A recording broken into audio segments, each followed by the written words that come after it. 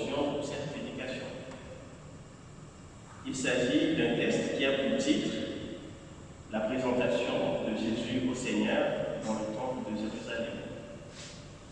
Je voudrais tout de suite souligner deux points essentiels qui charpentent ce texte et qui organisera l'ossature de ma prédication, notamment la présentation au temple et le cantique de Siméon.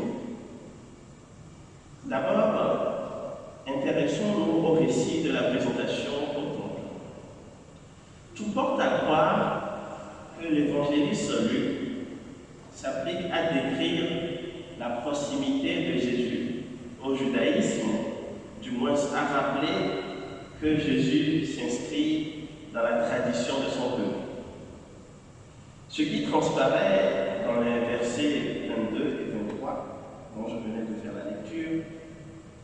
En effet, ces versets indiquent que selon la loi, il existe un rituel juif pour les chrétiens de porter leur enfant à Jérusalem pour le présenter au Seigneur. Ainsi, Joseph et Marie ont été poussés par leur fidélité et leur respect de façon très scrupuleuse de ces commandements et de cette loi.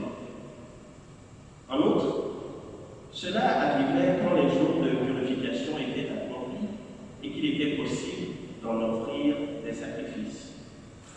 En clair, la loi ordonnait aux femmes d'Israël, après leur enfantement, de demeurer 40 jours sans s'approcher du sanctuaire qui abritait l'arche de l'Alliance. Et après l'expiration de ce terme, elles devaient, pour être purifiées, offrir un sacrifice. Et toute femme ayant conçu ou enfanté un garçon, disait la loi, sera impure pendant 7 jours. Après la circoncision de l'enfant, elle se tiendra encore à la maison durant les 33 jours. Elle ne touchera aucune chose, encore moins aucune chose sainte, et elle n'ira pas non plus au sanctuaire. Et dès que le temps de la purification sera accompli, elle présentera au prêtre à l'entrée un agneau d'un an environ en sacrifice et un jeune pigeon ou une touterelle en sacrifice pour le péché. Si elle n'a pas de quoi se procurer un agneau, par exemple pour cause de pauvreté, eh bien, elle pourra donc offrir 2 touterelles ou 2 jeunes pigeons. Et par ailleurs, un autre commandement stipule que tout mâle premier-né sera consacré au Seigneur. Les premiers-nés appartenaient au Seigneur au double titre de prémices et de chef de famille. Joseph et Marie viennent donc présenter leur enfant au Seigneur en se conformant à l'ensemble de ces prescriptions que les Juifs s'efforçaient de suivre au quotidien, à cette époque où le monde de la justice était déterminé par Dieu. Joseph et Marie, donc, sont des Juifs pieux et pauvres aussi.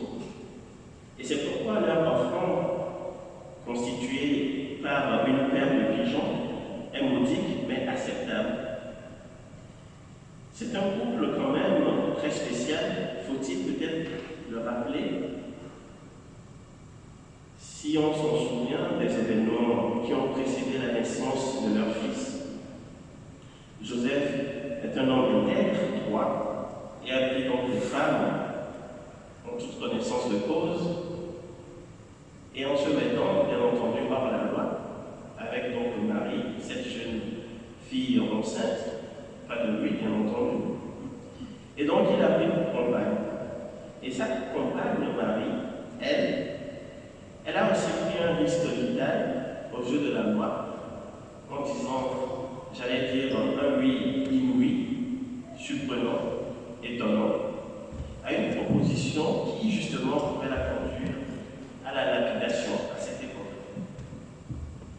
deux personnages hors du commun et quelque part hors de la vie pour leur tour. Nous les retrouvons donc ici, après toute cette péripétie qu'ils ont connue et qu'ils ont donc vécue. Nous les retrouvons donc maintenant avec une paire de tutelaires dans leur panier, comme si de rien n'était.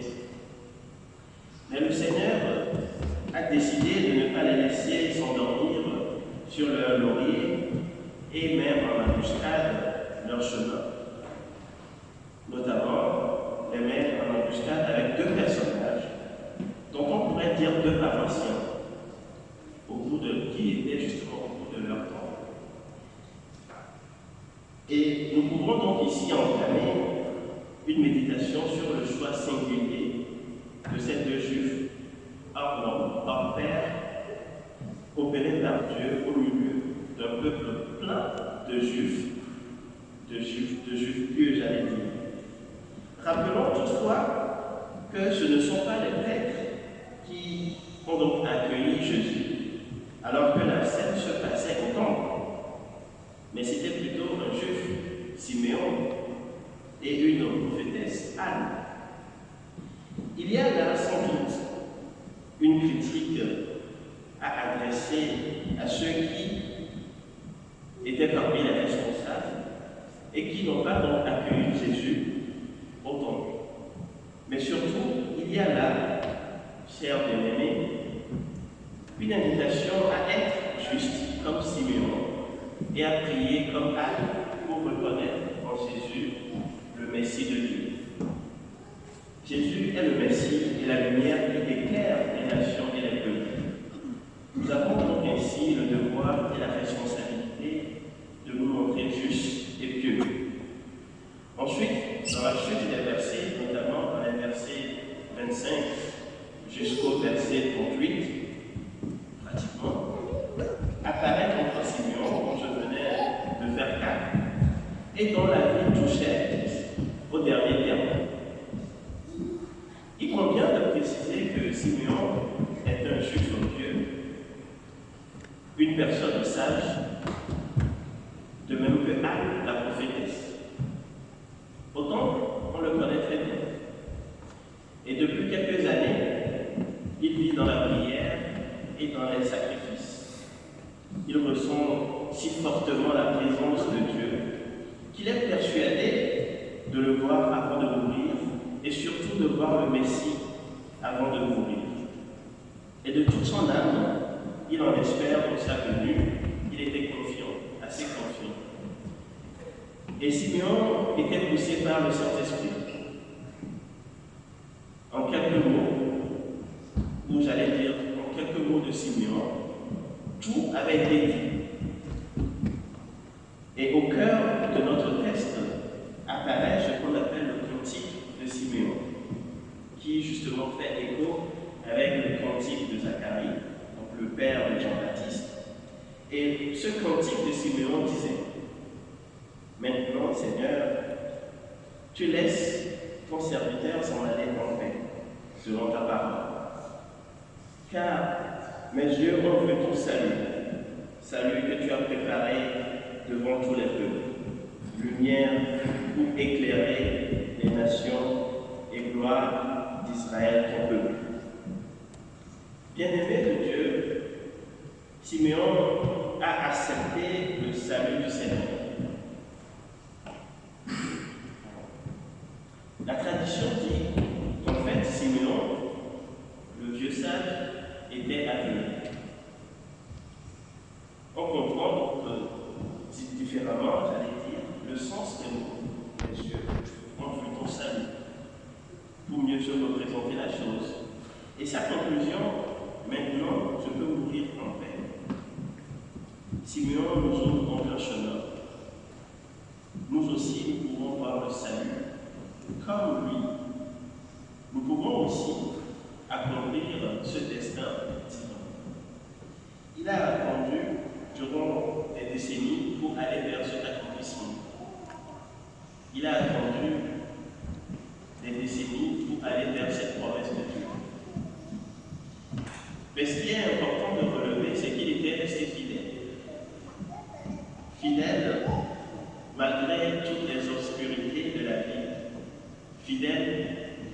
malgré toutes les adversités qu'il a pu donc connaître, fidèle dans sa foi, et cette foi n'est pas une simple croyance, mais une confiance aussi forte qu'elle lui fait dire en même temps « j'espère et je sais ». Pour Simeon, ce cheminement se résume comme une phrase « vivre dans la lumière et mourir en paix ». Mieux qu'un souhait, c'est une bénédiction, au sens même de la meilleure parole que quelqu'un puisse prononcer pour ceux ou celles qu'il aime. Seigneur notre Dieu, notre Père, merci pour tous ces justes et tous ces prophètes qui ont donc attendu longuement la venue de ton Messie. Façonne en nous un cœur de juste qui puisse aussi s'ajuster constamment aux événements, au cours des événements. Avec ton esprit, comme Simeon et Anne, que nous puissions reconnaître en Jésus notre Sauveur, le Sauveur de toute l'humanité. Et que notre Église aussi reste missionnaire. Et enfin, si nous revenons à notre texte, notamment au 40e verset, il est écrit « Et l'enfant croissait et se fortifiait, étant rempli de sagesse, et la faveur de Dieu était sur lui. » Abstraction faite de tout ce qui peut concerner le développement de l'enfant, notamment le développement physique et psychique de l'enfant, il y a point de doute que l'évolution intellectuelle et, si vous voulez, physique de Jésus suivait un cours absolument naturel et normal, toujours en rapport avec son âge et avec le plan que Dieu a fixé pour lui. Il était rempli de sagesse. Sa vie humaine avait une origine divine, ne l'oublions pas. Sa sagesse était aussi parfaite que son développement physique ou psychologique. Aucune trace de péché n'entravait sa croissance. Et la faveur de Dieu ne pouvait que se reposer sur un tel enfant. Bien-aimés de Dieu, que cela nous rappelle notre histoire, que cela nous rappelle parfois les moments dramatiques que nous connaissons, que cela nous rappelle la sécurité que les hommes désirent avoir de leur propre chef, et que cela nous rappelle que toute sécurité qui se fonde sur autre chose que Dieu est vaine et illusoire. Que cela nous rappelle également que l'humanité de Christ est pour nous une promesse de Dieu, et que préserver notre esprit de toute pensée imaginaire et erronée est dans notre intérêt. Jésus nous rassure par sa présence à nos côtés. En clair, il veut être là, toujours pour nous. Il veut donc que les plans et les promesses de Dieu puissent s'accomplir dans nos vies. Il veut, en gros, que les plans de Dieu puissent s'accomplir en fonction de la loi que le Seigneur accorde dans nous, selon son plan divin. Et c'est pour cela que ce texte nous invite, chers frères et sœurs en Christ, à la persévérance dans la foi chrétienne, selon notre quotidien. Et que Dieu, le seul éternellement béni, puisse nous venir en aide afin que nous puissions être justifiés par la foi chrétienne en Dieu et en Jésus-Christ.